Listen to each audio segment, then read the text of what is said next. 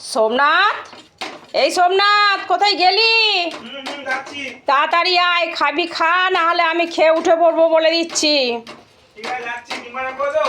আবার ডিম ভাজা, এত কিছু খাওয়ারের পর দেখ দিন কত রকম খাওয়ার করেছি, কত সুন্দর লুচি ছেঁকে নিয়েছি, তার সাথে কত রকম খাওয়ার করেছি।